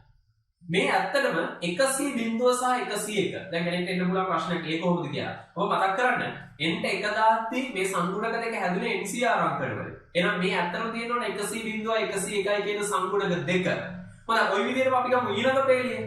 ඔබ මතක් කරලා බලන්න මේ අගයන් තුන උනේ 200 බිංදුව 201 සහ 202. ඒතර දැන් මෙතන ඇත්තටම ලොකු විශ්ලේෂණයක වැඩක් කරනවා. මොකක්ද? ඇත්තටම පැස්කල් ත්‍රිකෝණය ඇතුළේ තියෙන NCR අංකනේ. ඔව් අපි බලමු ඊළඟ පේලිය. මෙන්න ඒ අගයන්. මොකද අපි ඔය 1 3 3 1 කියන අගයන් අතර ගත්තේ තුන්වෙනි බලයේ අදාළ ද්විපද ප්‍රසාරණයේ සංගුණක විදියට. ඒ සංගුණක වල තිබුණේ 300 බිංදුව 301 302 ආදී වශයෙන්. හොඳයි. අපි ඊළඟ පේලියේ දෙකලවරින් එක එක දෙයක් ලියනවා නම් ඒ වෙන්න ඕනේ මේ රටාව අනුව ඔබට පේනවා 400 බිංදුව සහ 404. එහෙනම් මේ මැද සම්පූර්ණ වෙන්න ඕනේ 401 402 සහ 403 කියන ඉලක්කම් තුනේ. බොහොම පැහැදිලි. දැන් අතර බලයන්දී ද්විපද ප්‍රසාරණයෙන් අපි නිර්මාණය කරගත්ත මේ පැස්කල් ත්‍රිකෝණය කියන්නේ තනි කරම NCR අංකණයන්ගේ අවසාන නිරූපණයක්. ඒක බොහොම වැදගත් අපි යන්නේ ඒක තේරුම් ගන්න එක. අපි සාමාන්‍ය පෙළ කාලේ පැස්කල් ත්‍රිකෝණය අඳුර ගන්නවා. නමුත් උසස් පෙළේදී තමයි ඒක ඇත්තටම අන්තර්ගතය මොකක්ද කියන එක බලන්නේ. ඒක ද්විපද ප්‍රමේයයට කොහොමද සම්බන්ධ වෙන්නේ? ඇත්තට මේ තියෙන NCR අංකන බව අඳුරගන්නේ. මේ හැමදේම කරන්නේ අපි උසස් පෙළට ආවට පස්සේ. හොඳයි. මේක නම් විශේෂ දේවල් කීපයක් පෙන්නන්න තියෙනවා. මම මේක ගන්නවා ටිකක් පල්ලෙහාට ගියාට පස්සේ යම්කිසි පේලියක් n වන පේලියක්. ඒතර ඒක NC බිංදුවේ පටන් ගන්න NC n වෙනකම් NCR අංකන ටික තියෙන පේලිය. ඒ වගේම මම මේක ඊළඟ පේලියක් ගන්නවා. ඒක n දාන 100 බිංදුවෙන් පටන් ගන්න සහ n දාන 100 n දාන එකකින් ඉවර වෙන පේලිය වෙන්න බෑ. ඔබ මේ පේලිය දිහා හොඳට බැලුවොත් පේනවා මේකේ NCR සහ NCR දාන 1 කියන අගයන් දෙකට හරියටම අතරමැදි ප්‍රදේශයේ මම ලියලා තියෙනවා n දාන 100 r දාන 1. දැන් කෙනෙක් අහන්න පුළුවන් ඒක කොහොමද හරියට මෙතෙන්ට එන්නේ කියලා. මම මේ පැහැදිලි කිරීම දැන් කරන්න යන්නේ නැහැ. ඔබ ওই පියවරෙන් පියවර ඔය අගයන් ලියාගෙන ආවොත් හරියටම ඔය අගේ එන්නේ අර අගයන් දෙක අතරමැදි ස්ථානයට. අපි දන්න දේ තමයි යම් පේලියක අනුයාත NCR අංකර දෙකක් මෙන්න මේ අගයන් දෙක එකතු කරොත් ඊට යට පේලියේ තියෙන අන්නේ අතරමැදි අගය ගන්න පුළුවන්. ඔබට මතකද මේ නිර්මාණය වෙච්ච සූත්‍රය? මම ඒකයි කිව්වේ අපි NCR අංකණයට මේ සූත්‍ර නිර්මාණය කරද්දී මේ දේවල් අපිට විවිධාකාර විදිහට ගණිතය තුළ හම්බ වෙනවා. වෙන වෙන ස්වරූප වලින් අපි ගණිතේ දකින්න ඕන මෙන්න මේ දේවල්. මොකද නිකම්ම සූත්‍රයක් ඉගෙන ගන්නවට වඩා ඒක ප්‍රායෝගිකව යෙදෙන්නේ කොහෙද? ඇත්තට මේ සූත්‍රය තියෙන්නේ කොහෙද? මොන විදිහටද ඒක නිරූපණය වෙන්නේ? ඒ දේවල් එක ඉගෙන ගන්නකොට අපිට ඒක දැනන ගතිය වැඩි. ඒක නිසා තමයි මම මේ නිරූපණය කරේ. හොඳයි. එහෙනම් මෙන්න අර සූත්‍රය. ඒ වගේමයි තවත් විශේෂ දෙයක්. ඔබ බලන්න මේ NCR අංකර සහිත මේ පැස්කල් ත්‍රිකෝණය හරියටම මැදින් සිරස් රේඛාවක් ගෙවුවොත් ඒකේ දෙපැත්තට සමමිතියක් තියුණා. ඔබ මොදින් බලන්න මේ සංගුණක සමමිතික වයාවය අගයන් තියෙන වෙලාවෙ ඔබට ඒක බලන්න පුළුවන්. පොඩි වෙලාවක් වීඩියෝ පිටිපස්ස ගිහිලා. එතකොට ඒ ප්‍රතිඵලය තමයි අර NCR සමානයි NC n ඍණ r කියන ප්‍රතිඵලයෙන් ආවේවත්. දැන් අපි ගමු 400 බිංදුව සහිත පේලිය 400 බිංදුවයි 404යි සමානයි. 401යි 403යි සමානයි. මේ තමයි NCR සමානයි NC n ඍණ r ප්‍රතිඵලය. එනේ ඇත්තටම අපි ඉගෙන ගත්ත අපි සාධනය කරපු NCR අංකයේ සහිත සියලු ප්‍රතිඵල පැස්කල් ත්‍රිකෝණය තුලින් අපිට බලා ගන්න පුළුවන්. අපිට ඇත්තටම දෘශ්‍යව බලා ගන්න පුළුවන්. ඒක තමයි වැදගත්ම දේ. අපිට ඇත්තටම කිව්වොත් මේක හොඳින් බලා ගන්න පුළුවන් පැස්කල් ත්‍රිකෝණය තුල. හොඳයි. මම එන යනවා මගේ ප්‍රමේයට නැවත වතාවක් මේ අපි දැනට සාධනය කරපු ප්‍රතිඵල නැත්නම් n සඳහා දාපු අගයන් සහ ඒ මගෙන් ලැබිච්ච ප්‍රතිඵල මට මේ විදිහටම හතරවෙනි බලය සඳහා මේ වගේ ලියන්න පුළුවන්. දැන් ඒක කාට පුළුවන් අර 1 4 6 4 1 සංගුණක ටික කොහෙන්ද ආවේ? අපිට NCR අංක වලින් තමයි අතර මේ ටික එන්නේ. නමුත් පැස්කල් ත්‍රිකෝණය ලියාගෙන යන්න පුළුවන් කෙනෙක්ට වේගෙන් ওই අංක ටික හදාගෙන යන්න පුළුවන්. හොඳයි. මොකද අපි යම් පෙළියක් දන්නවා නම් ඊළඟ පෙළිය නිර්මාණය කර ගැනීම බොහොම සරලයි. පැස්කල් ත්‍රිකෝණය තුල. හොඳයි. මට ওই විදිහට ඊළඟ පෙළිය ලියන්න පුළුවන්. ඔය පස්වෙනි බලයේ ප්‍රසාරණය, හයවෙනි බලයේ ප්‍රසාරණය ආදී වශයෙන්. ඒතර හොඳින් තේරුම් ගන්න. ද්විපද ප්‍රමේය කියන්නේ අලුත් දෙයක් නෙවෙයි. ද්විපද ප්‍රමේය කියන්නේ අපි දන්න දේම තමයි. ඒතර දන්න දේවල් තමයි නිර්මාණය වුනේ. නමුත් දැන් අපිට කියන ඕනම බලයක ප්‍රසාරණයක් වේගින් ලියන්න පුළුවන්. ඒ ක්‍රමය අපි දන්නවා. අන්න ඒකයි බොහොම වැදගත්. මොකද අපි සාමාන්‍ය පෙළ වෙනකොට දන්නේ පූර්ණ වර්ගයක් පූර්ණ ගණයක් ප්‍රසාරණය කරගන්න විතරයි. නමුත් හතරවෙනි බලයක් හයවෙනි බලයක් ප්‍රසාරණය කරගන්න ආකෘතිය අපි ඉගෙනගෙන තිබුණේ නැහැ. මෙන්න අපිට දැන් මේ ප්‍රසාරණ ආකෘතිය හොඳින්ම පේනවා. හොඳයි. ඊළඟට අපි බලන්න යන්නේ ද්විපද ප්‍රමේය සාධනය කරන්නේ කොහොමද කියන එක ගැන. අපි දන්නවා දැන් අපි ටිකකට කලින් බැලුවා ද්විපද ප්‍රමේයයට අපි n සඳහා විවිධාකාර නිකිලයන් දාද්දී ද්විපද ප්‍රමේය විවිධාකාර අවස්ථා නිර්මාණය වුණා. ඒ කියන්නේ ඇත්තටම ද්විපද ප්‍රමේය මූලික වෙන්නේ n සඳහා දාන ධන නිකිල සඳහා. n සඳහා විවිධාකාර ධන නිකිල දානකොට විවිධාකාර අවස්ථා ද්විපද ප්‍රමේයෙන් හැදෙනවා. එහෙනම් අපි ද්විපද ප්‍රමේය සාධනය කරනවා කියලා සාධනය කළ යුතු මොකක්ද? n සඳහා මොන ධන නිකිලය දැම්මත් මේ ද්විපද ප්‍රමේයෙන් කියවෙන දේ සත්‍යයි කියලායි අපි සාධනය කරන්න ඕන. ඒ කියන්නේ n සඳහා ගන්න ඕනම ධන නිකිලයකට මේ ප්‍රකාශනයේ සත්‍ය බව කියන්න ඕන. අපි මීට කලින් වීඩියෝ එකේදී කතා කරා ධන නිකිල සඳහා වන ඕනම ප්‍රතිඵලයක් සාධනය කරන්න තියෙන බොහොම විශේෂ ක්‍රමයක් තමයි ගණිතඥ මූලධර්ම. එහෙනම් මේකෙදිත් අපි ගණිතඥ මූලධර්මය තමයි පාවිච්චි කරන්නේ ද්විපද ප්‍රමේය සාධනය කිරීම සඳහා. හොඳයි. අපි පටන් ගමු ද්විපද ප්‍රමේය සාධනය කරන්න මේ මූලධර්මය පාවිච්චි කළා. ගණිතඥ මූලධර්මයට තේ ගැටලුවක් විසඳනකොට අපි ඒකෙදි පියවර තුනක් අනුගමනය කරනවා. පළවෙනි පියවර මම මුලින්ම ගන්නවා. මොකද්ද පළවෙනි පියවර? n සමාන 1 විට ප්‍රතිඵලයේ සත්‍ය බව පෙන්වීම නැත්නම් සාධනය කිරීම. හොඳයි. කොහොමද අපි ඒක කරන්නේ? මම මුලින්ම මේකේ n සමාන 1 ආදේශ කරනවා. එතකොට පේනවා අපේ ප්‍රතිඵලයේ විදිහට තියෙන දෙපසක සමානතාවයක්. එහෙනම් LHS RHS කියලා නම් කරන්න පුළුවන්. මම දානවා LHS ට. අපි ආදේශ කරොත් n සමාන 1 x ධන y ගේ පළවෙනි බලය සමානයි x ධන y. බොහොම සරලයි. බලන්න අපි ගමු ওই විදිහට RHS 100 බිංදුව x ගේ පළවෙනි බලය 101 x ගේ බිංදුවෙනි බලය සහ y ගේ පළවෙනි බලය එච්චරයි. අපි දන්නවා n 1යි නම් පද දෙකයි. ඔය පද දෙක තමයි ලියවිලා තියෙන්නේ. 100 බිංදුව කියන්නේ 1යි 101 කියන්නේ ඒත් 1යි ආදේශ කරොත් ඔබට පැහැදිලිව පේනවා සුළු වෙලා අර පිළිතුරම ලැබෙනවා ඒවා LHS ටම සමානයි. මේක අපි මීට කලින් කරා. එතන n සමාන 1ට ප්‍රතිඵලයේ සත්‍ය බව අපිට ඉබේටම ඔප්පු වෙලා තියෙනවා. දැන් අපේ පළවෙනි පියවර සාර්ථකයි. අපි යනවා දෙවෙනි පියවරට. මොකද දෙවෙනි පියවර යටතේ සිද්ධ වෙන්නේ n සමානයි p විට ප්‍රතිඵලයේ සත්‍ය බව උපකල්පනය කිරීම. මෙන්න මේක තමයි අපේ දෙවෙනි පියවර වෙන්නේ. හොඳයි. එතන ඇත්තටම මේ පියවර බොහොම සරලයි. මීට කලින් කියලා දෙනවා. මේ පියවරෙදි වෙන්නේ n වෙනුවට p අකුර දාලා අපි දන්න ප්‍රකාශනය නැත්නම් සාධනයට දීලා තියෙන දේම ඒ විදිහටම ලියන එක. එහෙනම් මම මේකේ n වෙනුවට p අකුර ආදේශ කළා මෙන්න මේ විදිහට ලියනවා. මම මේක නම් කරනවා අංක 1 ප්‍රකාශනයේ විදිහට. ඒතර හොඳින් තේරුම් ගන්න මේකේ p කියන්නේ ධන නිකිලයක්. හොඳයි. මේක තමයි මගේ දෙවෙනි පියවර. මම යනවා තුන්වෙනි පියවරට. මොකද්ද තුන්වෙනි පියවර යටතේ කරන්නේ? n සමානයි p ධන 1 විට ප්‍රතිඵලයේ සත්‍ය බව සාධනය කිරීම. අතරම කිව්වොත් ගණිතඥ මූලධර්මයෙන් ගානක් විසඳද්දී සංකීර්ණතම පියවර වෙන්නේ මේක. මොකද එකට සාධනය කිරීමත් උපකල්පනය කිරීමත් කියන පියවර දෙක බොහොම සරලයි. මෙතනදි තමයි ලොකු සංකීර්ණ ගණනය කිරීම එනවා නම් ගානක් තුල ලැබෙන්නේ. හොඳයි. මම මේකෙත් n සමානයි p ධන 1 වෙලාවට සත්‍යයි කියලා පෙන්නන්න තියෙන්නේ. එක පැත්තකින් පටන් ගන්නවා මම ආරම්භ කරනවා LHS ගෙන්. හොඳයි. n වෙනුවට දානවා p ධන 1. එතන ඔබට බොහොම පැහැදිලිව පේනවා ලැබෙන්න ඕන x ධන y ගේ p ධන 1 වෙනි බලය. දර්ශක නීතිය අනුව මට මේක ලියන්න පුළුවන් නේද? x ධන y ගේ p වෙනි බලය වතාවක් x ධන y කියලා. අනිවාර්යයෙන්. x ධන y ගේ p වෙනි බලය වෙනුවට අපි දැන් කලින් උපකල්පනය තුල එක්තරා දෙයක් නිර්මාණය කරා. එහෙනම් මට එතනින් ආදේශ කරන්න පුළුවන් අංක 1කින් ආදේශ කරොත් මෙන්න මේ විදිහ එකක් තමයි x ධන y ගේ p වෙනි බලය වෙනුවට අපි නිර්මාණය කරගත්තේ. එහෙම නැත්නම් උපකල්පනය කරලා නිර්මාණය කරගත්තේ. හොඳයි. තව පැත්තකින් ඉන්නවා x ධන y කියන කොටස. එහෙනම් මට මේක සුළු කිරීමයි දැන් ඊළඟට ඉතුරු වෙලා තියෙන්නේ. හොඳයි. අපි දන්නවා ලොකු පද ප්‍රමාණයක් x ධන y කියන තනි පදයෙන් ගුණ කරන්න අවශ්‍යයි. එහෙනම් මම මුලින්ම x කින් ගුණ කිරීම සලකනවා. එතකොට මේ කොටු වරහණේ තියෙන හැම දෙයක්ම මම x කින් ගුණ කරනවා. මොකක්ද ලැබෙන්නේ? මෙන්න ලැබෙන ප්‍රතිඵලය. දැන් කෙනෙක්ට මේ සුළු කිරීම මම පොඩ්ඩක් පැහැදිලි කරමු. කොටු වරහණ තුල දෙවිච්ච පළවෙනි පදේ තමයි pc බිංදුව x ගේ p වෙනි බලය. ඕක x කින් ගුණ කරාට පස්සේ x ගේ බලය 1කින් වැඩි වෙන්න ඕනේ. එහෙනම් පළවෙනි පදේ ලැබෙනවා pc බිංදුව x ගේ p ධන 1. ඒ වගේම තමයි කොටු ආරණ්‍ය දිවිච්ච දෙවනි පදය ඒක x කින් ගුණ කරාම ඒ පීරින එක බලය p බලය බවට පත් වෙලා මෙන්න මේ පදේ නිර්මාණය වෙනවා. හොඳයි. ඊළඟට අපිට ඉතුරු වෙන්නේ y ගෙන් ගුණ කිරීම. එහෙනම් මම ওই පද සියල්ලම ওই විදියටම y ගෙන් ගුණ කරනවා. මෙන්න y ගෙන් ගුණ කරාට පස්සේ ලැබෙන පද කට්ටලය. හොඳයි මම ගන්නවා මේක ඉහළට. දැන් ඒ සුළු කිරීම මම පැහැදිලි කරේ නෑ. අර විදියටම y ගේ බලය එක ගානේ හැම ස්ථානයකම වැඩි වෙච්ච පද ටික තමයි දෙවනි කට්ටලේ විදියට ලැබෙන්නේ. ඒතර ඔය සියල්ලගෙන් එකතුව තමයි දැන් මගේ සුළු වීමේ අවසාන ප්‍රතිඵලය විදියට ඇවිල්ලා තියෙන්නේ. හොඳයි. තවත් සුළු කරන්න තියෙනවා. මේක ගන්නවා මම පළවෙනිම පදේ pc බිංදුව xk p දාන එක. මම ඒක ලියනවා මුලින්ම. ඊළඟට මෙන්න මේ පද දෙක මම සලකනවා. ඔබ බලන්න මේ පද දෙකේම xk සහ y ගේ බල සංයුතියේ එකයි. xk p වෙනි බලය y ගේ පළවෙනි බලය.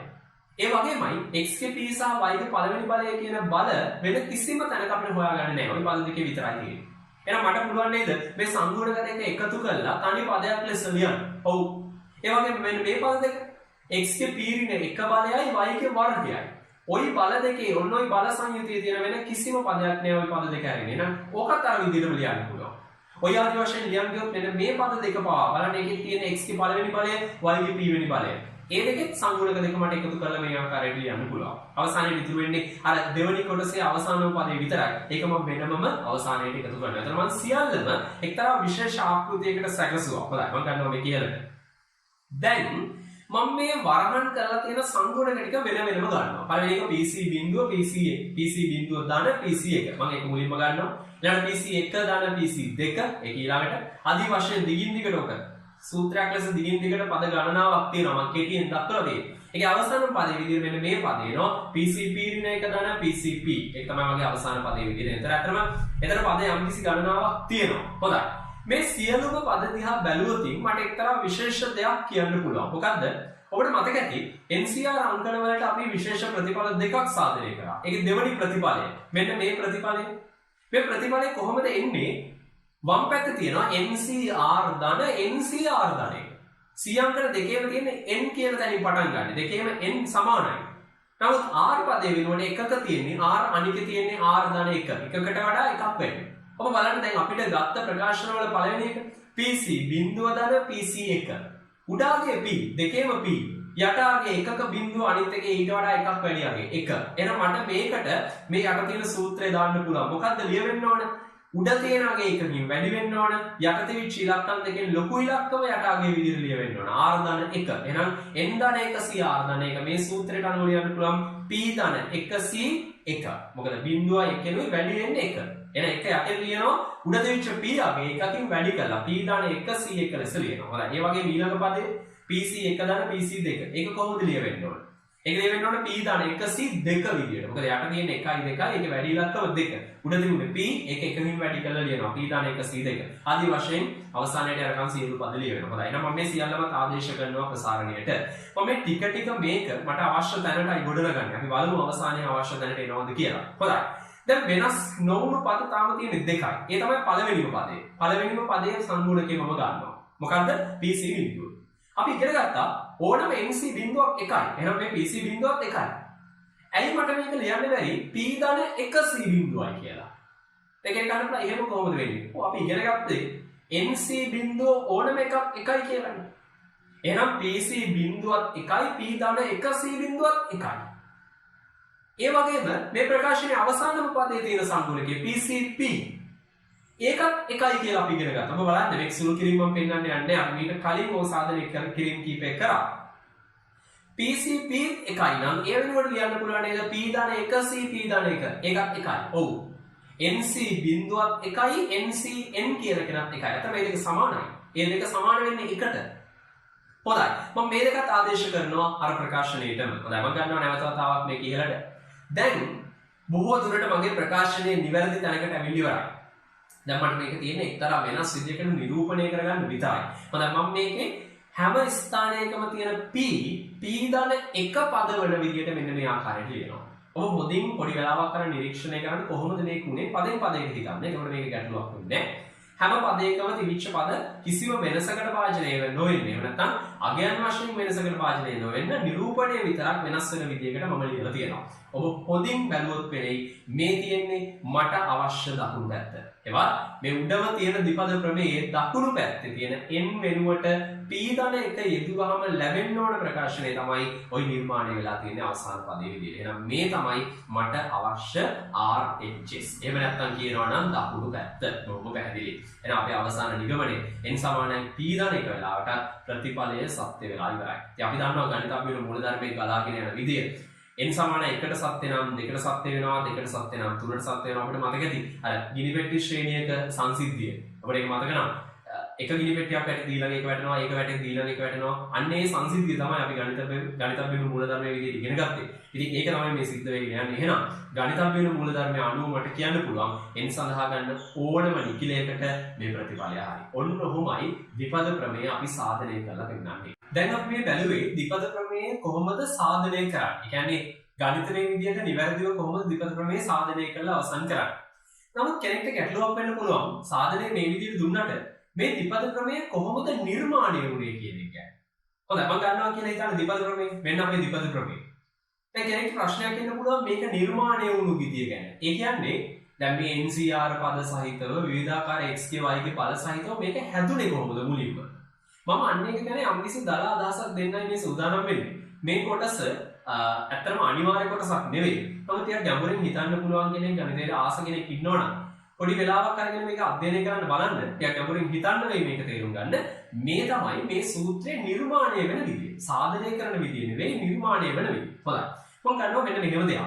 මේ ප්‍රමේයේ වම් පැත්තේ තියෙන x ධන y ගේ n වෙනි බලය දකුණු පැත්තේ ප්‍රසාරණය තියෙනවා. මම දකුණු පැත්තේ ප්‍රසාරණය වෙනුවට මෙන්න මේ කොටස ලියනවා. ඒ කියන්නේ x ධන y පද වරහන් කරපුවා n ගානක ගුණිතයක් ලෙස ලියනවා. පුළුවන් අපි හිතමු මෙතන n ගානක් තියෙනවා කියලා x ධන y ගේ පද x ධන y වරහන් කරපු පද. හොඳයි. දැන් අපි දන්නවා මේ වගේ ගුණිතයක් විසඳන හැටි. කොහොමද කරන්නේ? හැම එකකින්ම එක පදයක් අරගෙන පිළිවෙලට ගුණ කරගෙන ගිහිල්ලා ඒ අවසාන ගුණිතය පදයක් ලෙස ලියනවා. එහෙම කරන්න පුළුවන් සේරම පද ටික ගත්තට පස්සේ අන්නේ ටික තමයි අවසාන වශයෙන් මේකේ අගය ලෙස එහෙම නැත්නම් මේකේ ප්‍රසාරණය ලෙස ලැබෙන්නේ. හොඳයි. හිතන්න මම හැම වරහණකින්ම x ගන්නවා කියලා මෙන්න මේ ආකාරයෙන්. එතන x ගේ පද කීයක් ගුණ වෙනවද? n ගන්නවා. එහෙනම් හැදෙන්න ඕනේ x ගේ n වෙනි බලය. හොඳයි. එහෙනම් මගේ පළවෙනිම බලය x ගේ n වෙනි බලය. බොහොම සරලයි. ඊළඟට දැන් ඔච්චරයිනේ x ගේ පද සියල්ලම ගත්තාම හැදෙන්නේ. දැන් අනිවාර්යයෙන්ම තව y ගන්න වෙනවා. දැන් සේරම x ගත්තොත් හැදෙන්නේ ඔච්චරයි. හොඳයි. මම මෙන්න මෙහෙම වැඩක් කරනවා. අන්තිම වරහණෙන් යැරෙන්න ඉතුරු සියල්ලගෙන් x ගන්නවා. අන්තිම වරහණෙන් y ගන්නවා. මෙන්න මේ ආකාරයෙන්. හොඳයි. මම අහනවා කවද හැදෙන්නේ? x ගේ පද n ඍණ 1. එහෙනම් x ගේ පද n ඍණ 1යි. y ගේ පද 1යි. එහෙනම් x ගේ n ඍණ 1යි y. මෙන්න මේ පදේ නේද නිර්මාණය වෙන්නේ. බොහොම පැහැදිලි. හොඳයි. ඊළඟට මම කරනවා මෙහෙම දෙයක්. මොකද්ද? හැම වරහණකින්ම x ගන්නවා අන්තිම එකට කලින් එකෙන් යැරෙන්න. ඒකෙන් ගන්නවා y. එතන මෙන්න මේ විදියට අන්තිම එකට කලින් වරහණෙන් y ගන්නවා ඉතුරු සියලු වරහන් වලින් x ගන්නවා. ඒකත් මේක ගන්න පුළුවන් තවත් එක විදියක් නේ. තවත් එක පදයක් ගුණිතයෙන් ලැබෙන්න පුළුවන්. හොඳයි. ඒකේ x ගේ පද n ඍණ එකක්ම තියෙනවා y ගේ පද තියෙන එකයි. එහෙනම් ඔන්නයි දැන් කලින් ලියපු පදේම නැවත වතාවක් නිර්මාණය වෙන්න ඕනේ. හොඳයි. දැන් ඔබට තේරෙනවද මේකේ පද නිර්මාණය කරන විදිය? හැම වරහණකින්ම යම්කිසි පදයක් අරගෙන සියලුම වරහන් වලින් යම්කිසි පදයක් ගන්න අරගෙන ගුණ කරලා ලැබෙන පද ටික ලියනවා. ඒ ලැබෙන යම්කිසි පද ප්‍රමාණයක් පියද ඒ ටික තමයි ප්‍රසාරණය විදියට ලියවෙන්න යන්නේ. හොඳයි. දැන් අපිට විශේෂත්වයක් පේනවා. මේ අන්තිමටම ලියපු පද දෙක තියෙන්නේ එකම සංයුතියක්, එකම බල සංයුතියක්. x ගේ බලය y ගේ බලය සමානයි. දැන් මගේ ප්‍රශ්නේ තමයි මේ පදයේ දෙකද? ඇත්තටම නෑ. තව ගොඩක් එනවා. ඒ වගේ පද මම අහුවොත් කොච්චර ප්‍රමාණයක් ලැබෙයිද? ඒ කියන්නේ එකම බල සංයුතිය තියෙන පද. දැන් අපි ගමු මේකම x ගේ n ඍණ 1යි y නුයි. ඒ වගේම කොච්චර ලැබෙයිද? හොඳයි මම ඒකට මෙහෙම තර්කයක් කියනවා. හොඳින් තේරුම් ගන්න මෙතන ටිකක් සංකීර්ණයි. කොහොමද? අපි ওই පදේ හැදුවේ කොහොමද? වරහන් n ගානේ n ඍණ 1කින් x ගත්තා. එකකින් විතරක් y ගත්තා. එහෙනම් මට මෙහෙම කියන්න පුළුවන්. එකකින් විතරක් නම් y ගත්තේ y ලබා ගැනීම සඳහා වරහණක් ගන්න පුළුවන් වෙනස් විදි කොච්චර තියද අන්න එච්චර ওই වගේ පද ගානක් ඔතන හැදෙන්න ඕනේ. දැන් උදාහරණයක් විදිහට අන්තිම එකෙන් y ගත්ත නිසා පළවෙනි එක හැදුවා. ඊට කලින් එකෙන් y ගත්තාම ඒ විදිහම තව පදයක් හැදෙනවා. ඔය විදිහට හිතන්න ඊට කලින් එකෙන් y ගත්තාම තව ඒ විදිහම පදයක් හැදෙනවා. එතන ওই වගේ පද කීයක් හැදෙනවද? කොච්චර yව තෝරන්න වරහන් ගානක් ගන්න පුළුවන් වෙනස් විදි තියෙනවද? අන්න එච්චර ওই වගේ පද ගානක් හැදෙනවා. හරිනේ මගේ තර්කේ? හොඳයි. අපි දන්න දේ තමයි වරහන් n ගානකින් y තේරීම සඳහා එක වරහණක් තෝරගන්න පුළුවන් එකිනෙකට වෙනස් විදි කීයක් තියෙනවද? අන්න ඒකට උත්තරේ මම දන්නවා නම් එච්චර ප්‍රමාණයක් ඔතන ඔන්න ඔය වගේ පද තියෙනවා. ඉතින් අපි ඉගෙන ගත්ත දෙයක් තමයි එකිනෙකට වෙනස් ක්‍රමයේ n ගානකින් r ගානක් තෝරන්න පුළුවන් විදි තියෙනවා ncr ප්‍රමාණයක්. දැන් මට ඕන වරහන් n ගානකින් එක වරහණක් තෝරගන්න පුළුවන් විදි ගාන. එහෙනම් n ගණනකින් එකක් තේරිය හැකි විදි ගාන. බොහොම සරලයි කීයද? nc එකයි. එහෙනම් ඇත්තටම මෙන්න මෙතන මේ වගේ පද nc එක ප්‍රමාණයක් තියෙනවා. හිතන්න nc එක කියන්නේ 50යි කියලා. මෙතන මේ වගේ පද 50ක් තියෙනවා. හොඳයි. හිතන්න z ධන ඒ විදිහට z පද 50ක් එකතු කරලා තියෙනවා කියලා. ඕක මට ලියන්න පුළුවන් නේද 50යි z කියලා. බොහොම සරලයි. එහෙනම් මට බැරි මේ සංගල වරහෙන් පෙන්නලා තියෙන පද කට්ටලේ මෙන්න මේ විදිහට ලියන්න. nc1 x ගේ n ඍණ 1 y. අර මුලින් ලියලා තියෙන්නේ පටන් ගන්නකොට හිටපු xn. එයා වෙනම ඉන්නවා. ඊළඟ පද ටික අර එකම වගේ පද nc1 ප්‍රමාණයක් ඉන්න නිසා ඔන්න ඔය ආකාරයට ලියනවා. දැන් ඔබට තේරෙනවද මේක නිර්මාණයේ වේගෙන යන ආකාරය? හොඳයි. දැන් ඇත්තටම පළවෙනි පදේ ළඟ එක පදයක් අඩුයි. අපි දන්නවා පටන් ගන්න පදෙත් nc අංකයක් ඉන්නවා. ඇත්තට මෙතෙන්ට එන්න ඕන nc බිඳුව. අපි දන්නවා nc බිඳුව කියන්නේ 1යි.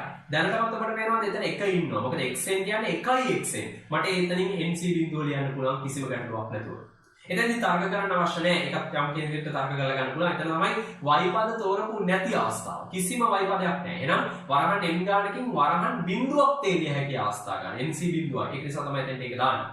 හොඳයි විදිහට අපි තව එකක් බලමු. හිතන්න ඔය වරහන් කට්ටලෙන් දෙකකින් y ගන්නවා n ඍණ දෙකකින් x ගන්නවා. එහෙනම් මොන જાතිය පදද හැදෙන්නේ?